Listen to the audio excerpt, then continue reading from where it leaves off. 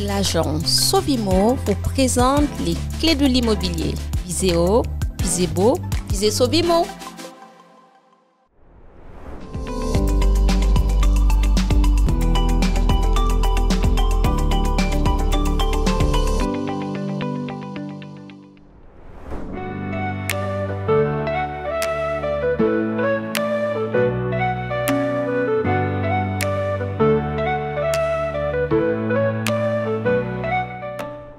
Bonjour Bassia. Bonjour Julie. Je suis ravie d'être là avec vous. Est-ce que vous pourriez vous présenter et présenter votre agence? Merci Julie, je m'appelle Bassia Alal, je suis gérante de l'agence Sovimo qui est basée sur le front de mer de la Napoule. L'agence Sovimo a fêté ses 50 ans cette année. Nous sommes une équipe quasiment de femmes, mais pourtant on a un homme au sein de l'équipe. Nous avons pour vocation d'accompagner les porteurs de projets immobiliers dans le cadre aussi bien de leur acquisition, de leur vente ou de la gestion. D'accord. Et est-ce que vous pouvez nous parler un peu plus de votre rôle en tant qu'agent immobilier auprès des vendeurs?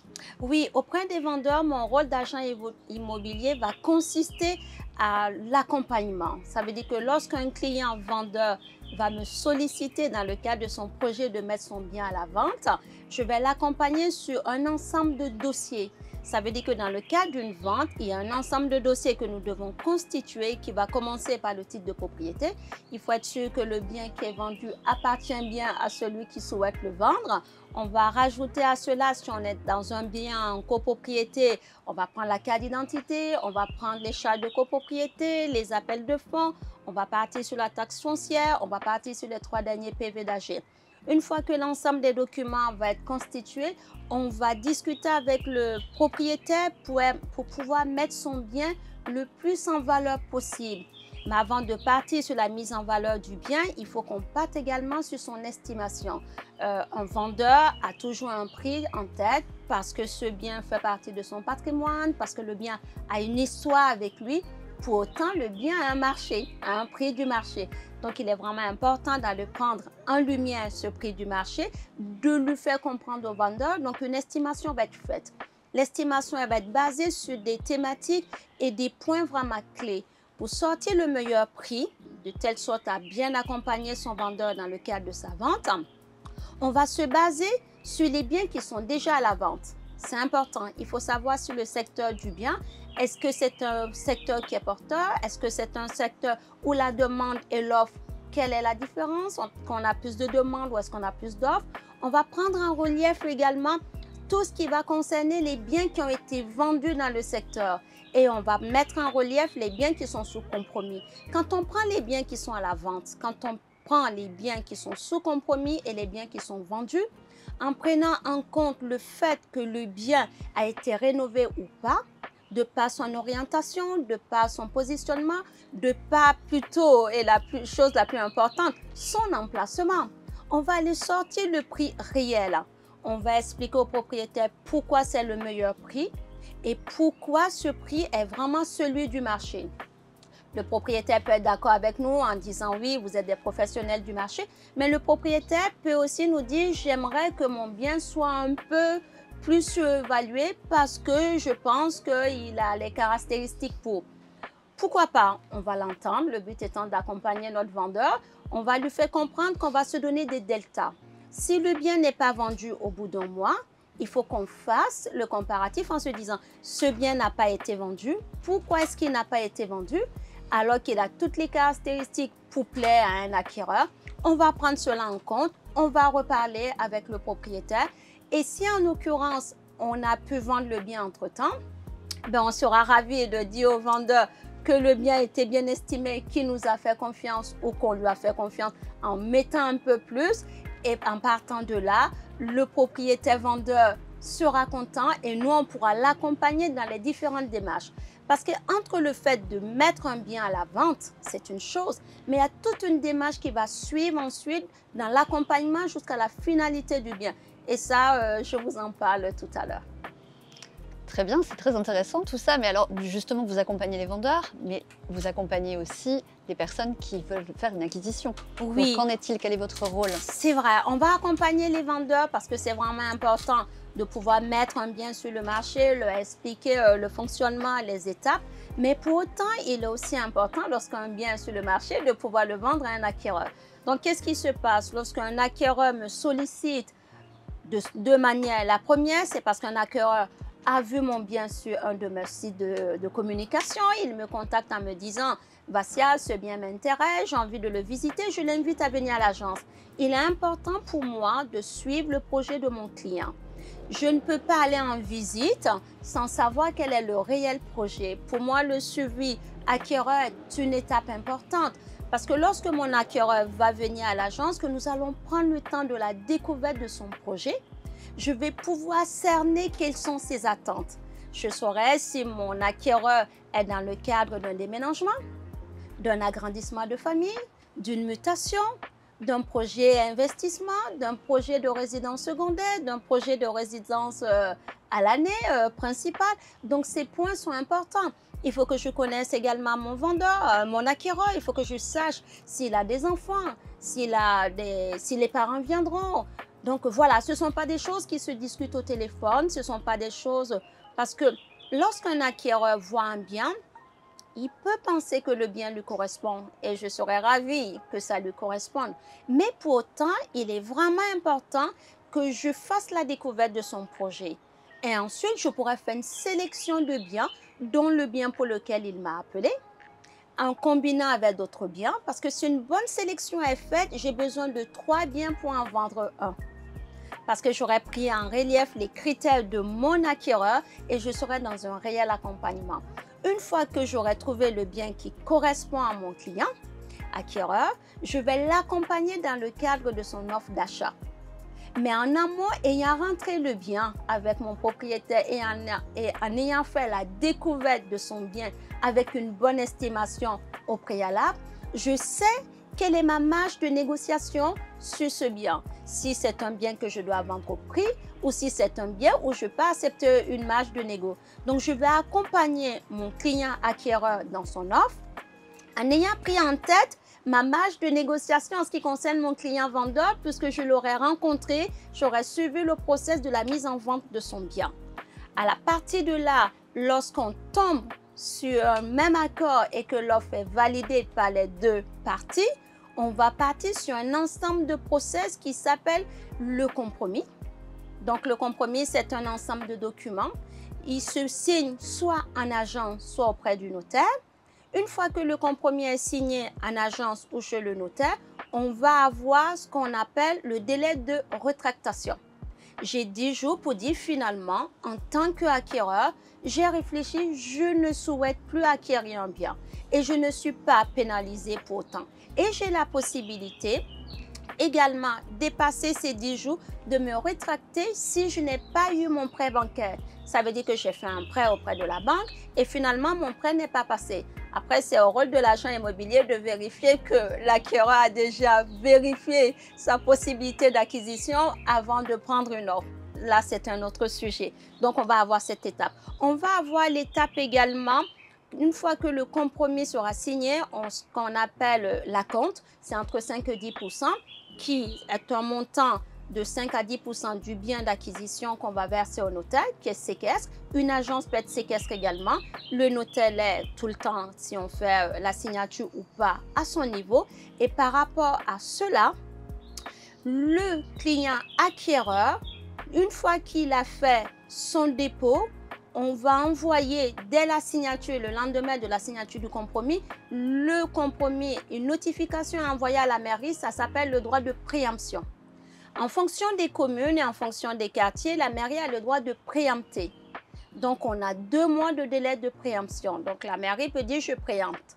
Ou je ne préempte pas, mais en général, la mairie n'envoie pas de documents. Donc, on sait que passé le délai des 2 mois, nous avons la possibilité de signer. Le jour où la date de signature de l'acte authentique a été validée à la suite de la réalisation du compromis, on va se dire que la veille, avant la signature ou le jour même en fonction de la signature, il faut revisiter le bien. Il faut voir si le bien répond aux critères lorsqu'on l'a vu et qu'on a fait une offre. Le bien doit rester pareil. S'il y a un dégât des eaux, s'il y a un problème, on doit pouvoir discuter, trouver les solutions avant d'avancer. Donc, on va accompagner dans cette étape et lorsque l'acquéreur viendra pour la signature de l'acte authentique, le bien doit être assuré. Il devra l'assurer avant parce qu'à la signature, il devra remettre une attestation comme quoi il a bien signé le bien pour lequel il vient signer. Et en parallèle de ça, le vendeur, par l'intermédiaire de l'agence, pourra lui remettre les clés, le féliciter. Et voilà, c'est une nouvelle vie qui commence. On voit les étoiles dans les yeux des acquéreurs et des vendeurs. On se dit qu'on a mené à bien cette transaction et c'est toujours un réel plaisir de pouvoir continuer de les accompagner en fonction finalement, si c'est de la résidence secondaire, de la résidence principale, de l'investissement, le travail continue, la relation ne s'arrête pas là et c'est vraiment génial. Alors c'est vraiment un rôle très très complet, donc la vente, l'achat, et il y a aussi tout ce qui concerne la gestion en termes de location saisonnière ou annuelle, si j'ai bien compris. Tout à fait. En tant qu'agent immobilier, nous avons la possibilité d'avoir 3 cartes. En ce qui me concerne, en tant que gérante de mon agent, j'ai 2 cartes. J'ai la carte T qui est la carte transaction et j'ai la carte G qui est la carte gestion. On a la carte syndic que je n'ai pas parce qu'aujourd'hui, je ne souhaite pas faire du syndic. Mais ce n'est qu'une question de temps. On verra par la suite de quoi il en ressortira. Dans tous les cas, en tant que gestionnaire, j'ai la 4G qui me permet de pouvoir accompagner mes clients aussi bien dans le cadre de la mise en location de leurs biens. En tant que gestionnaire, nous allons avoir 2 pôles importants en ce qui concerne la location. Nous avons la location à l'année, qui est une location vide ou meublée. La location vide, c'est une location de 3 années, un bail de 3, 6, 9, 12, 15. Et la location saisonnière, c'est une location de 1 journée à 30 jours. C'est complètement différent. Les documents dans le cadre de la mise en location sont complètement différents également. Un propriétaire bailleur qui souhaite mettre son bien à la location à l'année, on va lui demander tout un ensemble de documents. Par contre, un propriétaire bailleur à la location saisonnière, on va également l'accompagner parce que dans le cas de la location saisonnière, habituellement appelée du type Airbnb, on va avoir la déclaration auprès de la mairie qui s'appelle la taxe de séjour. Pour pouvoir mettre son bien à la location saisonnière sur Booking, Airbnb, Abritel, Le Bon Coin et j'en passe, il faut un numéro d'enregistrement. Ce numéro d'enregistrement est délivré par la mairie. C'est ce qui permettra au propriétaire bailleur de pouvoir mettre son bien à la location saisonnière, ce qui n'est pas le cas de la location à l'année. Parce que dans le cas de la location saisonnière, il faut prendre en compte que les touristes qui viennent payent la taxe de séjour. C'est une taxe qui est annexée sur les adultes, pas sur les enfants. Et en fonction des communes, on a la tarification que la mairie nous envoie. Et c'est une taxe qui se paye tous les 3 mois à la mairie.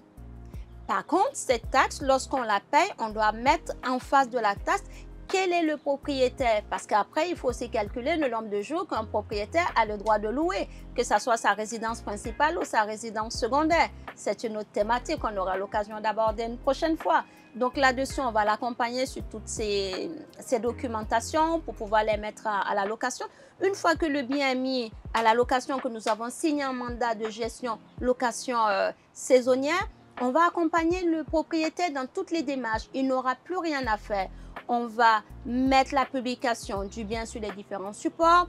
Lorsque les clients nous contactent, on va vérifier leur identité.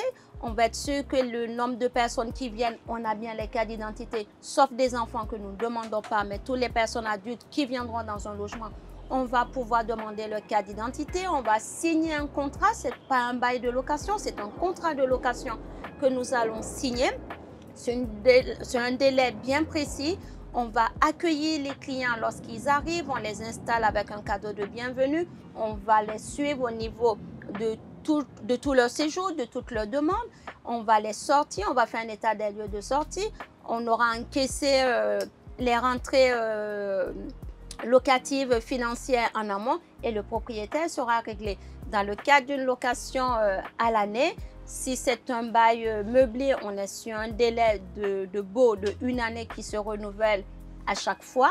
Le propriétaire a la possibilité de résilier ce bail 3 mois avant la date anniversaire tous les ans, puisqu'on est sur une location meublée. Le locataire peut partir quand il le souhaite avec un préavis d'1 mois dans nos régions, parce que nous sommes dans une région où la location est tendue.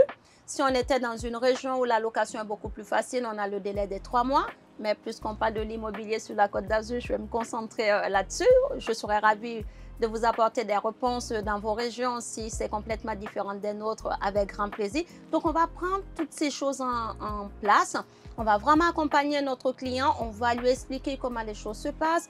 On va étudier dans le cadre d'une location annuelle, c'est meublé ou vide, la typologie du locataire. On va demander tout un ensemble de documents. On va s'assurer que les documents qui nous sont confiés sont de vrais documents, que nous n'avons pas de faux documents dans le cadre juste de louer le bien. C'est important, effectivement. Et c'est vraiment important. On va partir sur la garantie des loyers impayés pour sécuriser, parce que malheureusement, certains propriétaires ont eu des expériences douloureuses où des locataires ne voulaient plus quitter les biens, les loyers ne sont pas payés. Alors qu'il faut savoir que ce n'est pas parce qu'on est bailleur qu'on est forcément riche. Par moment, ce sont des bailleurs qui ont besoin de ces rentrées pour pouvoir aussi payer d'autres choses, ou juste un complément de retraite ou un agrandissement de patrimoine pour payer le prêt bancaire. Donc oui, l'avantage de faire appel à un agent immobilier en tant que gestionnaire et administrateur de biens, c'est vraiment de se faire accompagner sur tous les points, d'avoir toutes les informations et d'avoir vraiment un interlocuteur privilégié qui, un peu comme si on se prenait par la main, sur quelques années, on accompagne nos propriétaires bailleurs afin de leur apporter la meilleure qualité de service. Merci beaucoup pour toutes ces informations. On comprend beaucoup mieux le rôle et l'importance surtout d'avoir un bon agent immobilier. Merci beaucoup, Vassia. C'est moi qui vous remercie, Julie, de m'avoir invitée, de me permettre de pouvoir vous parler un peu de mon métier.